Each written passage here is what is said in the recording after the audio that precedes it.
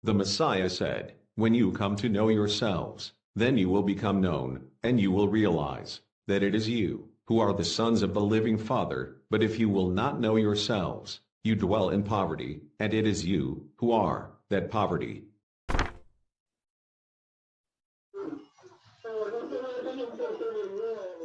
Mapagpalang araw po sa lahat, ating mahal na hari, sa priesthood, MOE, MCIT, at sa Joshua, at bumubuo ng programang ito, at sa lahat ng citizens of the kingdom. Happy Holy Sabbath po sa lahat. Tanong ko lang po kung magiging basihan po pa po ba ang sa ating dugo, na sa ating bloodline po manggagaling ang kaligtasan po, yung galing sa 144,000 po. Kung magiging basihan pa po ba yung sa dugo po natin. Yun lang po.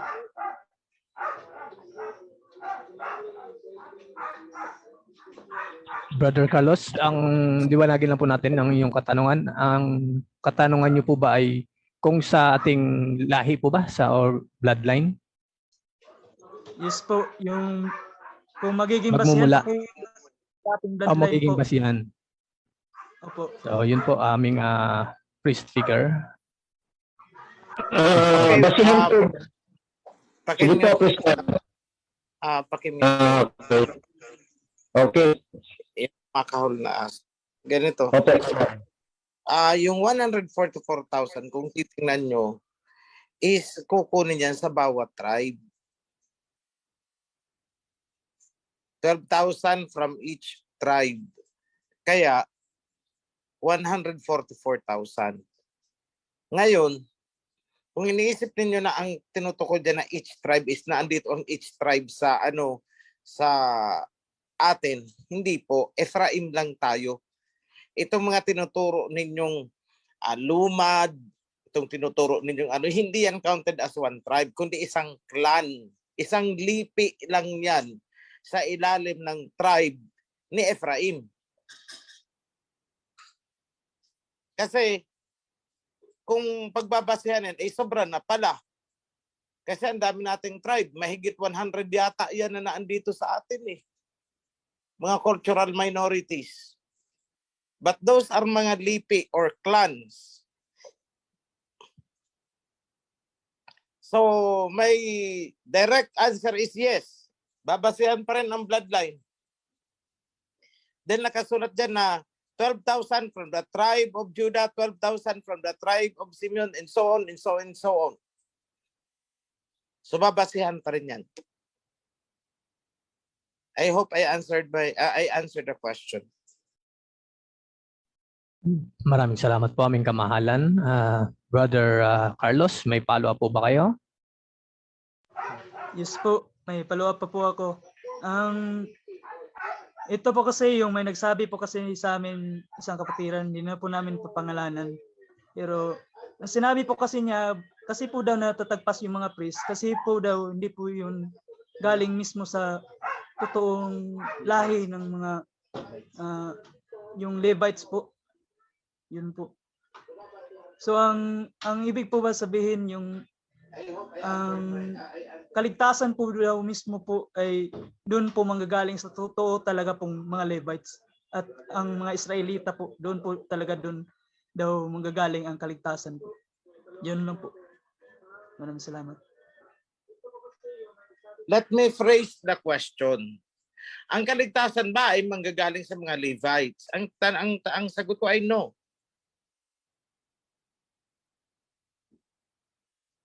Unang nasusulat sa Bible ng kaligtasan ay galing sa Levites eh. Pakinggan mo brother ang tanong mo, ang kaligtasan ba ay manggagaling sa Levites? Walang kakayahang magbigay ng kaligtasan ng mga Levites. At hindi rin nasabi sa Bible na ang mga Levites ang dadaanan ng kaligtasan. Ang may isang incidents dyan na ang sabi ay ang kaligtasan comes from the Jews. Yun, tanggap ko pa yun. Kasi ang Messiah is Hudyo. Di ba? Mula sa clan ni David, paakyat yan hanggang kay Judah. But then, nasusulat din naman na pagdating ng panahon, bibitawan ni Judah ang setro. Ibig sabihin, yung kingship mawawala sa linya ni Judah. At ito ay mapupunta sa Ephraim. Bakit mapupunta sa Ephraim? Kasi noong binasbasan, inadapt ni Jacob si Manasseh at Ephraim, si Ephraim ang ginawa niyang firstborn. So kung sino ang firstborn, sa kanya ang kingship. So, you might be wondering, maraming nagtataka, bakit si Judah? Hindi naman siya firstborn eh. Bakit napunta sa kanya? Kasi yung sinusundan niya, if I recall it right, Reuben, ay may kasalanan, dinefile niya ang sanctity ng bed ni Jacob. Tama ba mga priesthood ang recall ko? So, na-disqualify siya. And next in line is si Judah. Okay, napunta kay Judah ang setro. Pero sa basbas ni Jacob, anong sabi niya? The scepter shall not depart from Judah until such time. Oh, meron palang panahon na darating. Until such time that the one to whom it belongs come. Oh, may darating pala sa takdang panahon. Doon ipapasa ni Judah. Kanino ipapasa? Kay Ephraim. Someone from the bloodline of Ephraim ang papalit sa throne. At sino ang tinutukoy? Anong sabi ni Prophet Jeremiah? Is it not Ephraim is my firstborn? O, mismong si Alhayam ang nagsabi na ang firstborn niya, para sa kanya, ang firstborn ay si Ephraim. Paano naging si Ephraim ang firstborn? Ipamangkin na lang yan ni Judah eh. It's because inadapt ni Jacob, iniangat, inihilera niya sa kanyang mga anak, itong si Ephraim at saka si Manasseh. So, Ephraim now becomes the firstborn at tinanggap yun ng Alhayam alang-alang sa blessing na ibinigay ni Jacob. Kaya sabi ng Alhayam, Ephraim is my firstborn. Ilang verses natin yan, mababasa dyan eh. So Ephraim is the firstborn. Ibig sabihin, siya ang sasalo ng setro mula kay Judah, sa tribe of Judah. At yun din ang isinulat ni Prophet Ezekiel. Yung symbolic na sinabihan si Prophet Ezekiel na kumuha ka ng dalawang stick. Yung isa, isulat mo, people of Ephraim, yung isa, people of Judah. At ang sabi is pag-isahin mo sa iyong kamay ang dalawang yan. So pinag-isa, ibig sabihin, the house of Ephraim, yung deflected Israelites, at saka the house of Judah ay magiging united, magiging isa.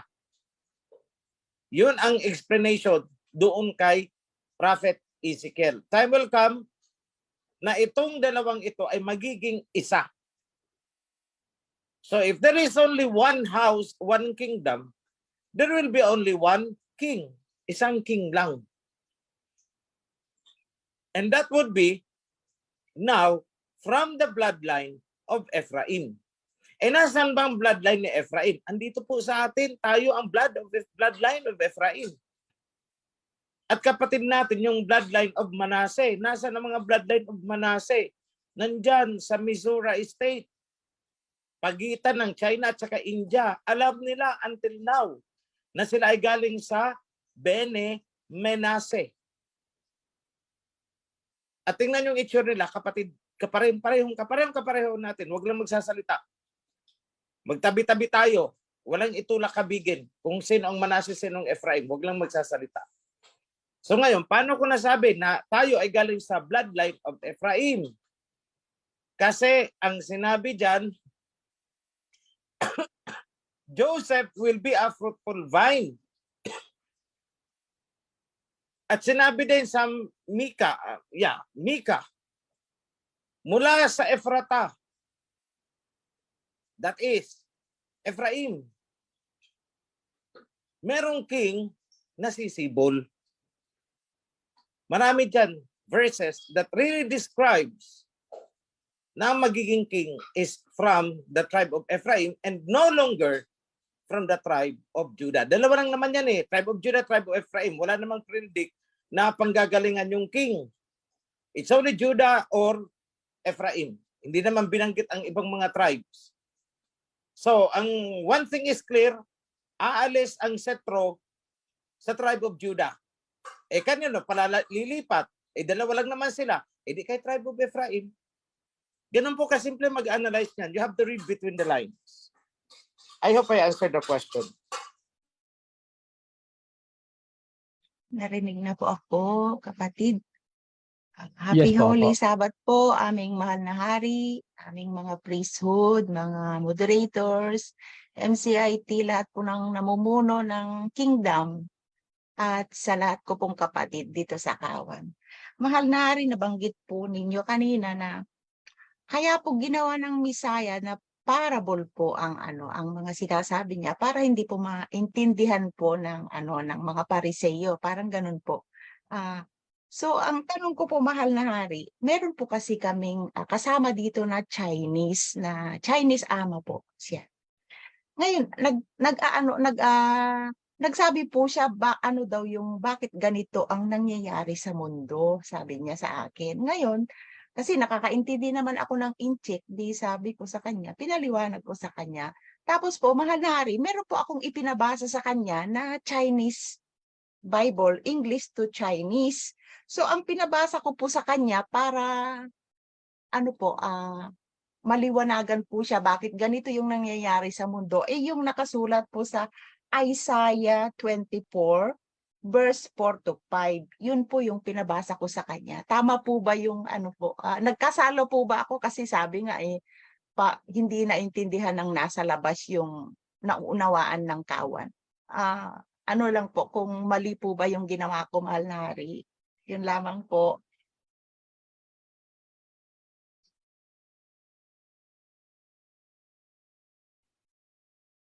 Kamahalan, naka-mute po kayo. Ano ba yung nasusulat doon sa verse na binigay mo? Mahal na hari, for the earth has been defiled under its inhabitant because they have transgressed the Torah, changed the law, and broken the everlasting covenant. Yun lamang po yung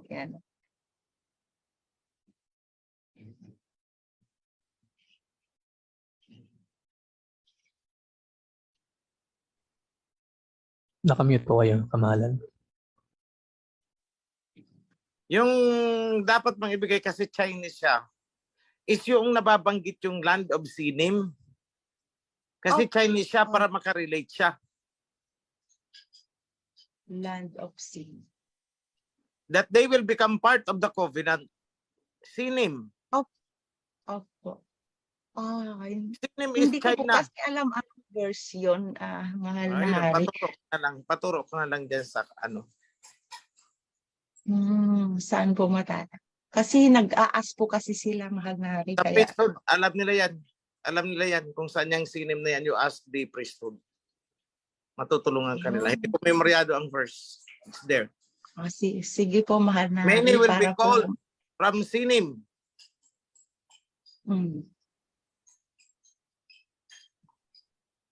Okay. Yan Pero lang.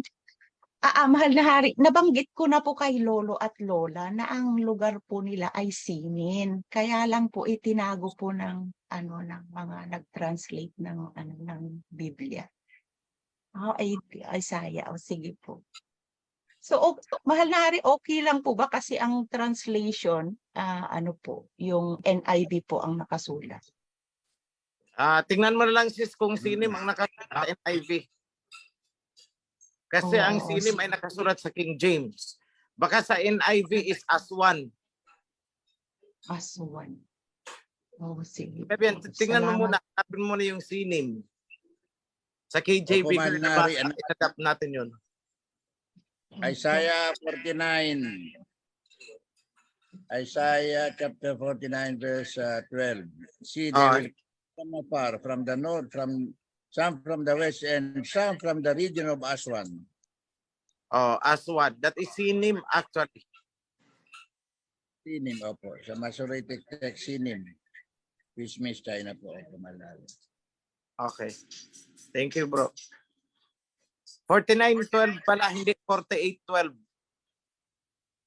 Opo. Okay, so let me just go back doon sa anong tawag dito? Let me just go back doon sa tanong kanina. Yung mga priest ay nagkakasala o matatagpas kasi hindi mga Levites. Okay. We have to remember na lahat ng tribo ay may naka-assign na Levite kasama nila. Di ba in-scatter ang mga Levites? So kahit anong tribo may Levite doon, nakasama sila. So there is no way for us kung ang napili natin na mag-priest ay Levite o hindi. What is important is pumasok sila sa covenant of Levi. Kung magawa nilang pangatawan yan, ay di Levites nga yan. Most probable, he is a Levite. Kasi kung hindi ka Levite, hindi ka magtatagal sa priesthood. Kusa kang malalaglag kasi covenant yan. So, clear po tayo doon. I hope I answered the question. Sorry, nakalimutan kong sagutin yun.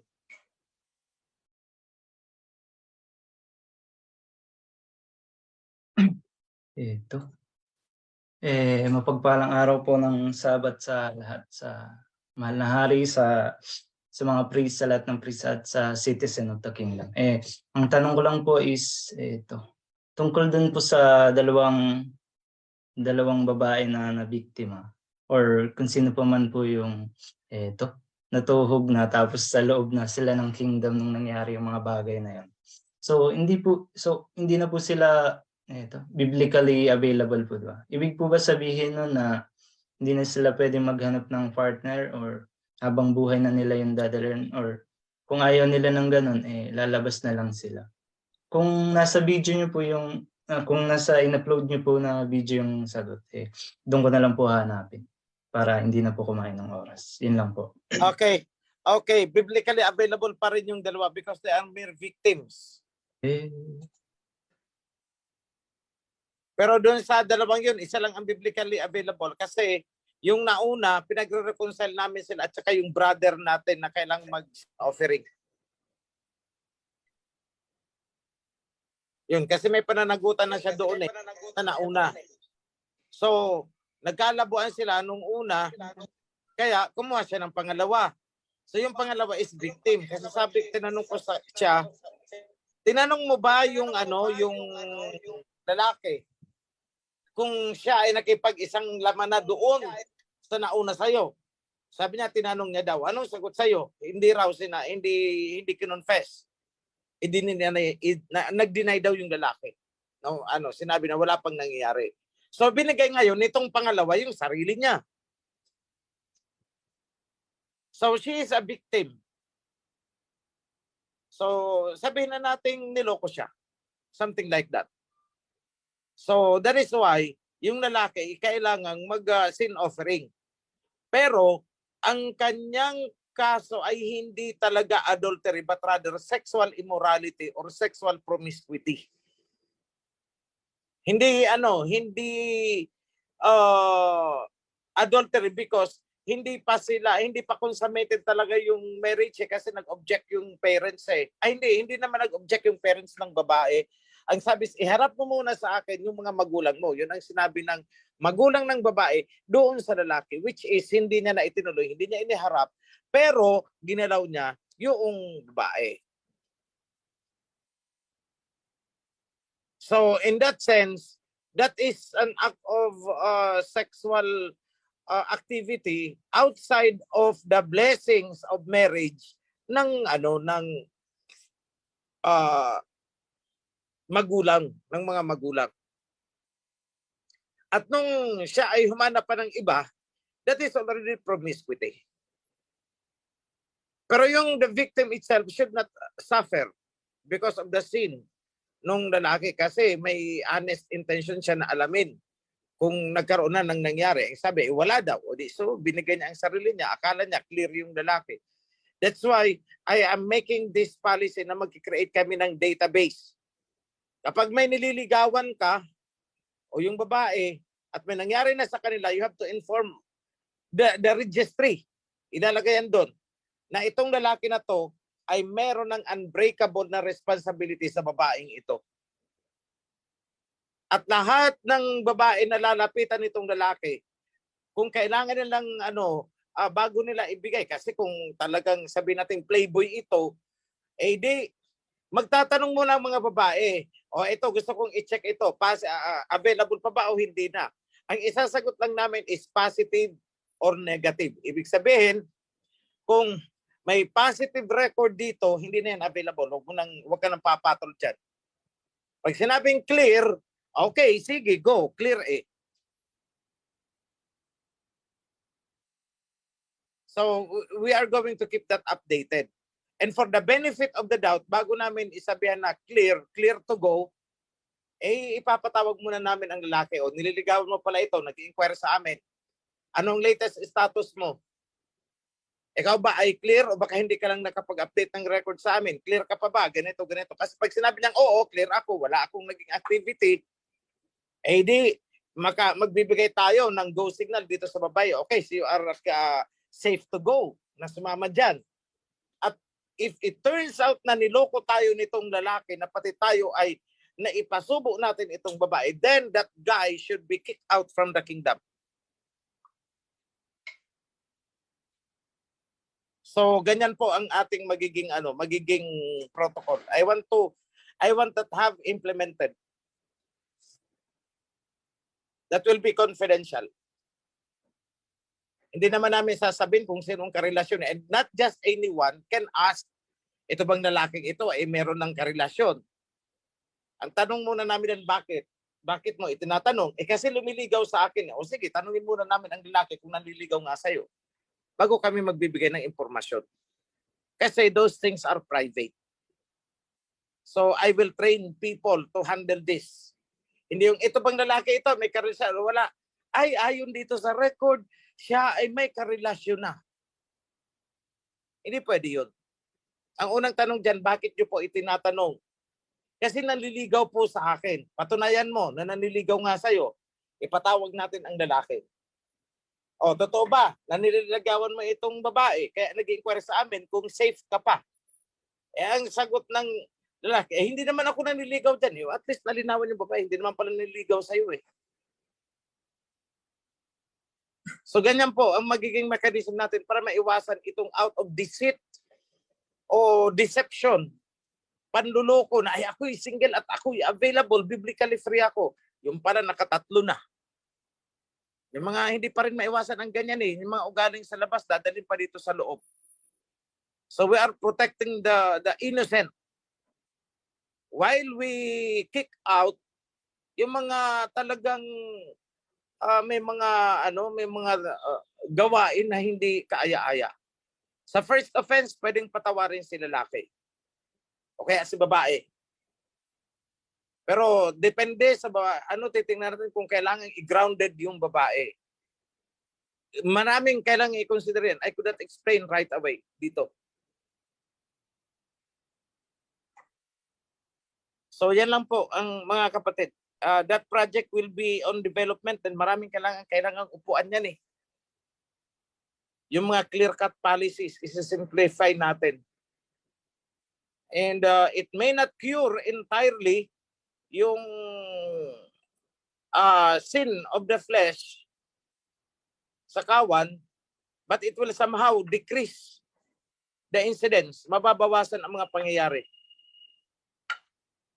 At least, alam ng Aba, may ginagawa tayo. Hindi tayo nagpapabaya. Yan lang naman, mga kapatid. I hope I answered the question. Salamat po aming kamahalan na nabigyan linaw po ba ang iyong katanungan, kapatid? Opo, maraming salamat po. Okay lang po ba na follow-up question po? Go ahead po. So sa mga nabiktima po, may vindication pa po sila, tas pwede pa po nila ipagpatuloy yung mga rules sa pagsunod sa rules sa kingdom po. Yun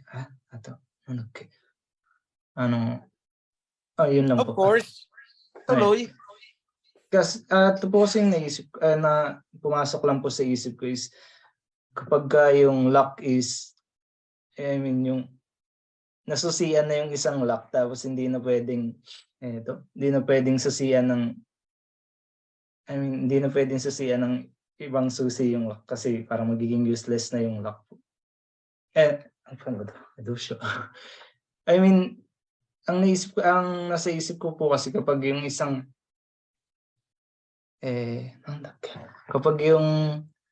babae po is nakipag-intercourse na tapos hindi na siya pwede ulit makipag-intercourse sa iba.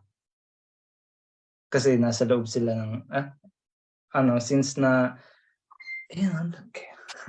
Okay, ganito yan. Kung ang babae ang nagpasusi sa iba, tapos pasusi ng pasusi kung kani-kanino, kung kani-kaninong susi ang sumususi sa kanya, ay yun talaga ay fornication. Pero yung nasusian siya accidentally kasi may rumaragas ang susi at siya ay nabundol, ano yan? Exempted yan. Kaya nga, sabi ko sa inyo, maraming case-to-case basis na kailangang tingnan. Unang-una ay yung motibo ng babae. Kasi kung sasabihin niya, ay ako'y nasusian, ibinuka mo kasi ang susian Ibinuka mo yung pitaka. Hindi nasusian. Di ba? Tapos kung kani-kanino mo ibinubuka yung pitaka, hindi nasususian. Kung ganyan ang gawain. Cheryl po. Cheryl. Go ahead po. Magandang hapon po sa aming mahal na hari, sa lahat ng priest na narito at sa lahat po ng kaway. Happy Holy Sabbath po. Ang tanong ko po is, yung adultery po ba, yung adultery at saka yung fornication and sexual immorality is, hindi po ba sila the same na degree of sin? Like, yung adultery po ba, hindi po ba siya detestable doon compare sa fornication or compared din doon sa sexual immorality? Sis, lahat yan ay detestable. Lahat yan ay detestable. Kaya lang may varying degrees. Of course, ang fornication is more detestable than a simple adultery. Kasi ang fornication, 2 or 3 lalaki na ang involved sa isang babae. Fornication. Samantalang ang adultery is pwedeng yung babae, isang lalaki lang ang involved sa kanya other than her husband. Kaya nga ang sabi sa mga husband, kapag ang asawa mo ay nagpasusi na sa iba, ay huwag ka na rin sasaw-saw, susuksok ng susi doon. Kasi mahahawaan ka ng kalawang ng susi nang galing sa iba. If that's so, that will be fornication. Di ba? So mas matindi ang fornication kaysa sa simple act of adultery. Ngayon, ang fornication at saka ang adultery is both a sexual immorality. Lahat naman yan ng mga sexual relations. Yung kahit yan pa ay adulterous na TikTok, kahit yan pa ay tik-tik, yan pa ay tok-tok. All of those are sexual immorality. Lahat yan. I hope it's clear. Maraming salamat ka, man. Nasagot po ba? Sige, go ahead po. Malari, pwede po bang isa? Yung po ba, kasi before yung sabi po niyo doon sa unang explanation niyo po sa fornication, ang sabi niyo po is hindi na pwedeng balikan ng husband yung asawa pag nagka-commit ng fornication. How about po kung adultery, halimbawa yung asawa nakapag Sis, let me correct, wala akong sinabing ganoon. Ang sinabi ko, kapag ang asawang babae ang nag-commit ng adultery, hindi na pwedeng balikan ng lalaki kasi pag binalikan niya, all of them will be committing fornication. Okay. Yan ang sinabi ko. Hindi ko sinabing kapag ang babae ay nag-commit ng fornication. Ang sabi ko, kapag ang asawang babae ay nag-commit na ng adultery or sexual immorality, hindi na pwedeng balikan niya ng lalaki. Kasi both of them, pati itong lalaki, is magkakasala na rin ng fornication. Not unless, kaya nga sabi ko sa inyo, maraming case-to-case basis dito, maraming if-then scenario. Paano kung itong si babae ay nakikipag-TikTok pala sa ibang lalaki? Adulterous woman. Pero wala talagang kaalam-alam ang kanyang husband kasi laging tulog sa pansitan. So, matapos susian ng ibang lalaki, ang asawa niya, makikisusi din siya. Pero wala talaga siyang alam na may iba na palang sumususi. O, nagkakasala ba si lalaki? Wala, kasi hindi niya alam. He is guiltless. Pero kung alam niya na itong misis niya ay nakikipag-TikTok, nagpapasusi, at ang sabi niya, sige na, mahal ko, wifey, magpasusi ka kung kani-kanino, basta importante pag uwi mo, may dala kang pera. O pag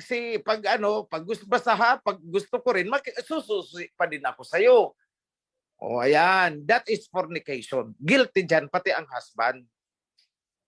May mga lalaki kasing gano'n na pinapayagan ang asawang babae into prostitution, pinapayagan na magkaroon ng ibang kabit kasi sila'y hirap sa buhay.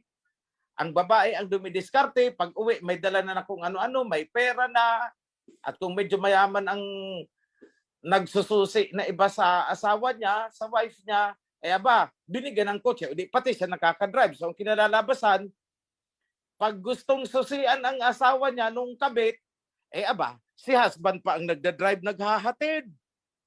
See, that is fornication. And those are gawain ng dogs. And the dogs have no place in the kingdom. Banal na aso ang tawag dyan. Tutuwad-tuwad ka dyan. Tapos ganyan pala ang gawain ninyo. Ay nako, di pwede yan.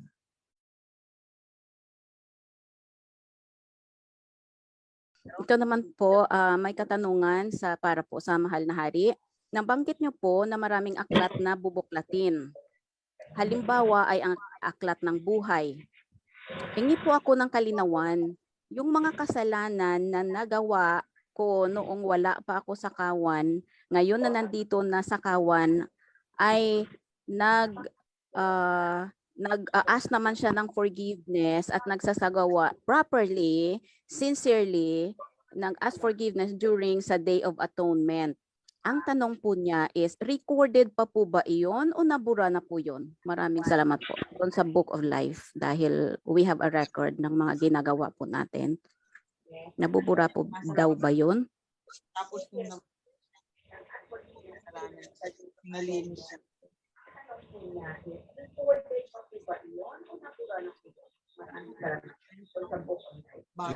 Mahal na Hari. Oh. Yes po, nakamute po kayo. Nabubura ba yun? Yan ba ang tanong? Kasi yung kasalanan daw po niya nang wala pa siya sa kawan, ngayon nakapasok na siya. Tapos nag-Day of Atonement, sincerely, nag-observe naman siya. Tapos hinihingan naman po niya ng forgiveness iyon, sincerely. So ngayon, ang tanong po niya is, recorded pa rin po ba yung nagawa niyang kasalanan na wala pa siya sa kawan? Yun po. Wala na yun. Kasi di ba sabi natin, reset eh. Okay, kapatid, nandyan po ang sagot ng Mahal na Hari. Wala na yun. Wala na yun. Okay, maraming salamat po. May katanungan din po dito. Maybe anyone from the priesthood din po or ang ating Mahal na Hari. Panahon po ng Sabat, ang sabi po is total rest po ang command ng Aba sa atin. Ngayon, may mga biglang sulpot na kailangan mong gagawin sa buhay mo na sa araw ng Sabat. Ang tanong is, nagkakasala po ba?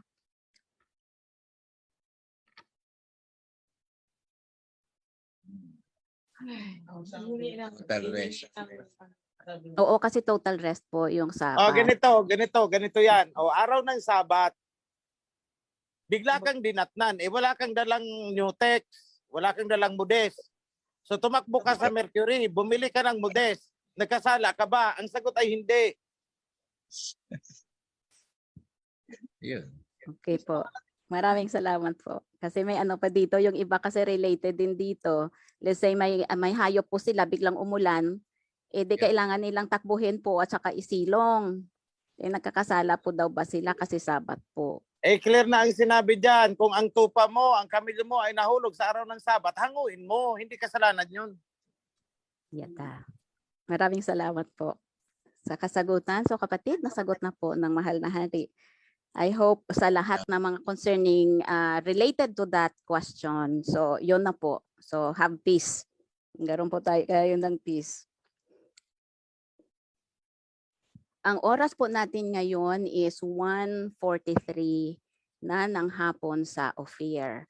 So kung may kapatid tayo po, siguro maka-entertain pa tayo. May mag-raise hand na isa. Mga kapatid, naalala niyo yon, yung nagdi-deliver ako ng message tapos biglang sumingit ang Jollibee. Ay, good morning po. Welcome to Jollibee. Ano pa ang order nila? Di ba? 1 piece ang hamburger. With cheese. Di ba naalala niyo yon? Hindi naman kasalanan yun. Kasi natural lang, nasa biyahe ka eh. Alam mo magluto ka doon sa sa kotse mo. Di kung saan ka makadaan, bibili ka. Alam mo, sabi mo, utang muna ha, kasi Sabat pa kami. Ang isagot sa iyo ng sales lady doon, di pagkatapos ka na lang din ng Sabat kumain. Maraming salamat po. May katanungan pa po pala dito. Nawawala po ba yung righteousness natin pag na-defile?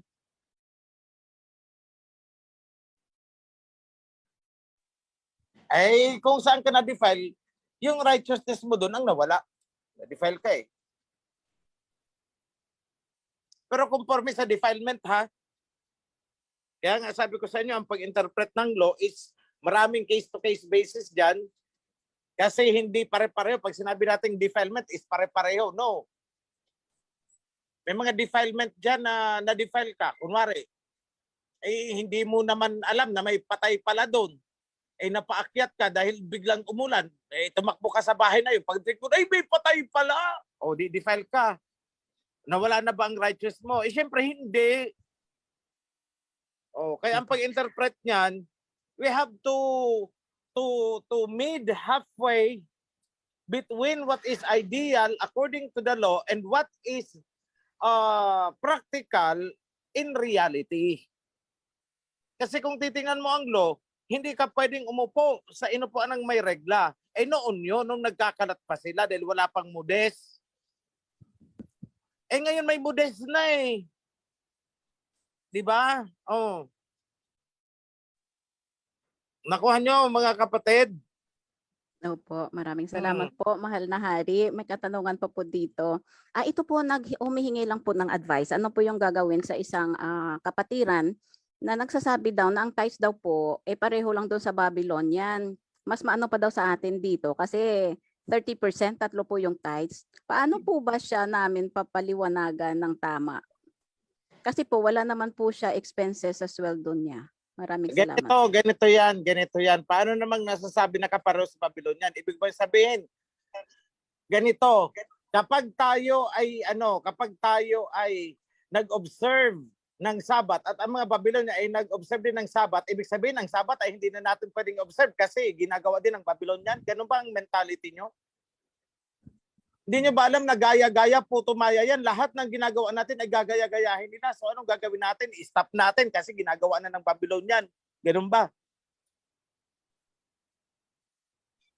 Di ba hindi ganun? Ang tithes po, ang ginagawa natin is according to the Torah.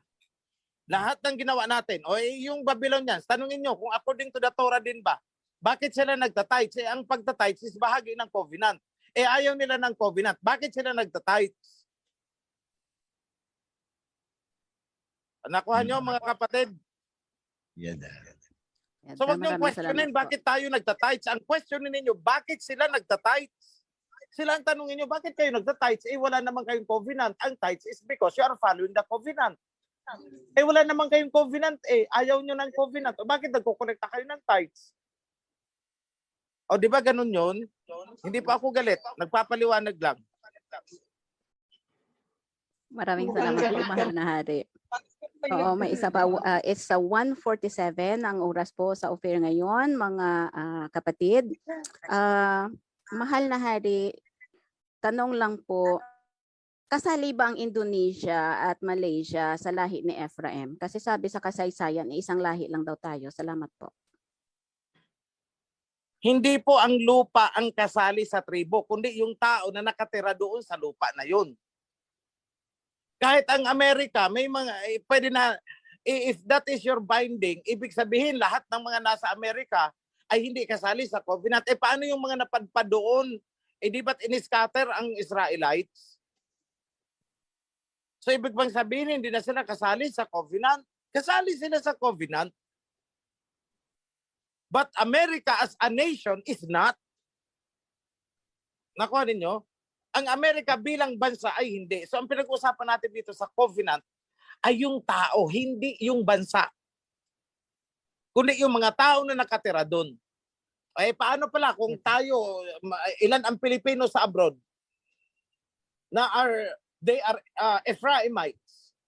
Eh pagdating pala nila, ay hindi na kayo kasali dito sa covenant kasi kayo ay nasa Amerika. Kasi ang bansang Amerika ay hindi kasali sa covenant. Ganun ba yun? So hindi po ganun. Hindi po yung bansa.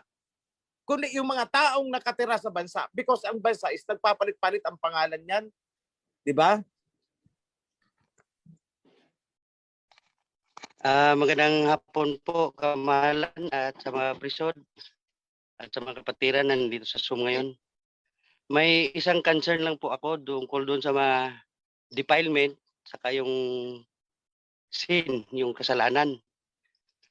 Yung lahat ba po na kamahalan, yung lahat po pa na defiled o yung may kasalanan na hindi pa nakapag burnt offering, authorized ba silang pumasok doon sa loob ng House of Prayer? Yun lang po. Okay. Kapag kayo ay defiled, hindi muna kayo papasok doon sa loob ng HOP. Pero bawat HOP ay may designated tayong lugar para sa mga defiled. Doon sila.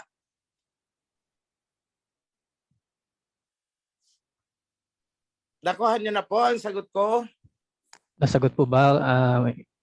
Yung Dal pangalawa Macario? po, yung pangalawa po kamahalan, yung tungkol sa mag-undergo pa ng burnt offering, na hindi pa sila nakapag-undergo, pwede ba silang pumasok doon sa loob ng House of Prayer? Yun ang pangalawa po. Gaya ng sinabi ko, meron tayong space na designated sa compound ng House of Prayer. Hindi sila pwedeng humalo doon sa loob, pero pwede silang pumunta. Doon lang sila sa space designated para sa mga defiled. I hope clear.